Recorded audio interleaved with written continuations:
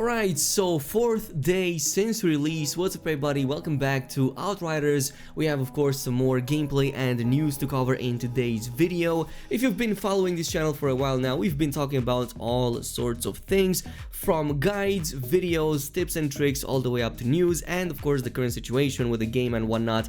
Everybody is trying to get in, trying to play, but they can't because of the damn server issues. So we will talk about that, as well as some of the shocking responses from the fans, and I mean that in a good kind of way, because people literally are so hyped right now and seem to enjoy the game so much that they cannot wait to get in the game, but then they can't because there's issues with the servers. And of course there's going to be a full detailed explanation coming from the developer team on why these things were even happening, so let's jump into all of that. But I want to start things off of course with one of these announcements that were made previously. Of course everybody's been basically still working from home across the world due to the ongoing issues, so no office addresses at this time. There was somebody who wanted to send food because the Outriders team yesterday posted that they would be working over the weekend to try to fix the server issues. As a matter of fact, for 3 days now they've been constantly trying to turn them off and on, fixing and iterating and doing whatever it is that they are doing with, well, literally not much success, because these issues are still happening for quite a huge number of players.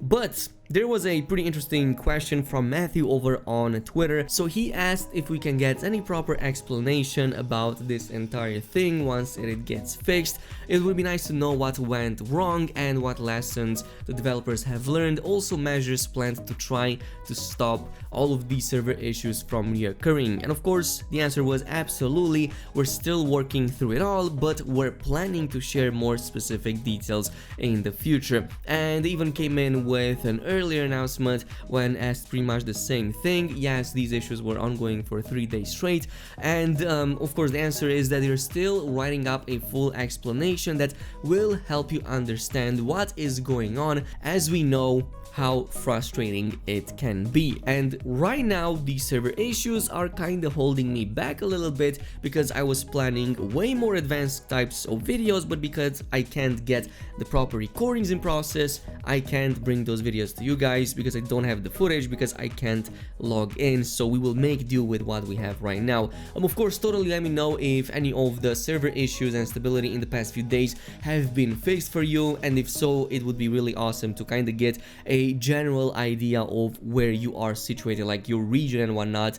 Don't give me your address, by the way, just like the region would be enough. But as I was saying, there is quite a shocking response from the community, of course, on top of the angry fans that really want to play. Of course, we expressed our opinions in the past as well. This game should have at least had a single player offline component and leave the online for the co-op only, so you already have an idea on that, as we've talked about previously. But it seems that the people really love the game so far. It seems that there's quite a number of things that the company did right. So one of them is a pretty interesting thread right here over on Reddit. Got about 3,000 plus upvotes just in like under 20 hours at this point, and it goes pretty much like this. So this could have been the greatest moment of your careers when talking to People Can Fly, the culmination of 5 years of hard work, Motion Man TV is saying over on Reddit. It's being of course unfortunately overshadowed by these Square Enix ID authentication issues. I'm sorry that you all, who should have been celebrating the incredible achievement that is Outriders, are instead dealing with the brunt of all the fan outrage from being unable to play. But I want to make sure that even though it's rough right now, you all know that what we have and what you created is truly wonderful. The amount of detail you have put into building the world through all of the incredible artwork and design work on characters, environments, different biomes and whatnot. And let's not forget of course about the combat, the gameplay loop and the loot, which in my opinion are some of the best executed I've seen so far. Of course, they also should be praised for that. And yeah, I'm not gonna read the entirety of it. You can go ahead and check it out. There's a ton of people agreeing with this. Literally right now, the one thing that is holding the game back is the stability and server issues. And of course, this is not the only threat of this type. Another one is asking for People Can Fly to create more content for this game and keep it alive forever. Long story short, I never wanted this game to die. This game is freaking sick, straight up. It gives me so many vibes. Monster Hunter World meets Division, meets Destiny, meets MMO elements and amazing combats. I would honestly throw Diablo in there too. I can go on forever, but just trust me, PCF make this game a staple. They would definitely have a leg to stand on. I think that they are doing a ton of things right now, and I'm not just saying that because I covered this game. I'm literally saying it because I have fun when I'm playing it, and I get a feeling of satisfaction when I see those loot drops, and more important, when I see that what I'm getting next can completely change my build, make it even more incredible, and like just help me clear out the higher challenges even more. And it doesn't even have to be forever, as Random Grunt one notes right here. Diablo model is great, set up a good loot with lots of builds, slap on a compelling procedurally generated dungeon system, add a raid or two if you feel spicy, and it will last a good few years, which honestly I think would be a great idea. I think that over the years people will look at this and will say, you know what, it was actually a decent game, it was actually a pretty good game, we had fun into. It's a shame that they did not maybe bring more content to it, or who knows, maybe we will get more content and we will get it in the form of some really cool DLCs that might add more to that gameplay loop right there. Now admittedly, I don't want to go over just like the good parts. Of course, the discussions online are a little bit more deep than that, and as a matter of fact, I'm seeing a combination between people praising the gameplay loop and genuinely enjoying the game when it works, with a combination of people complaining about all of the technical issues, both directly to PCF as well as on the main forums. And one of them is pretty compelling, and like it pretty much sums up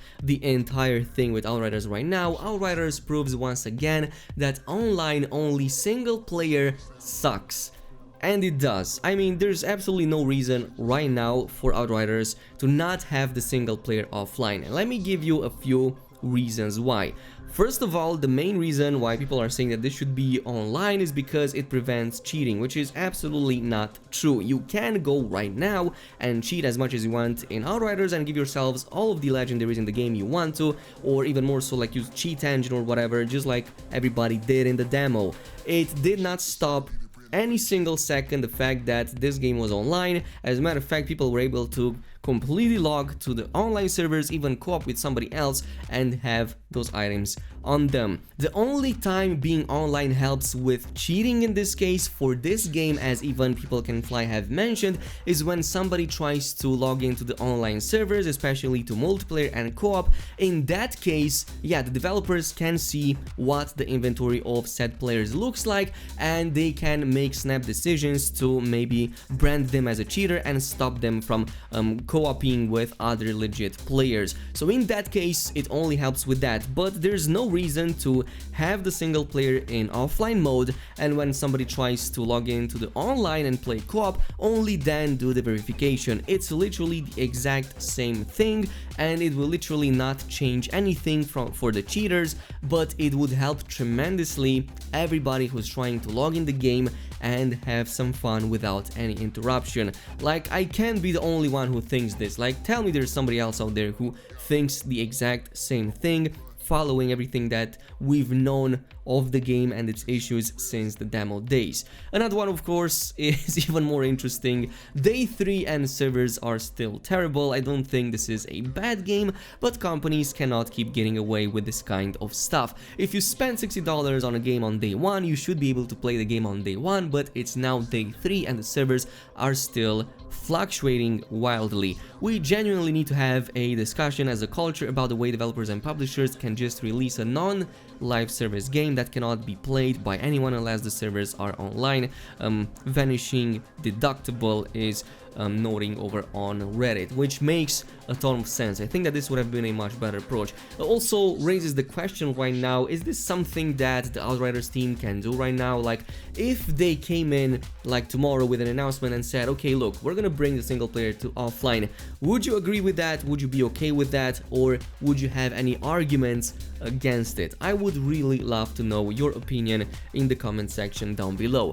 But in the meantime, this is it with everything Outriders related. Thank you so much for watching, and as always, I will see you guys in the next one.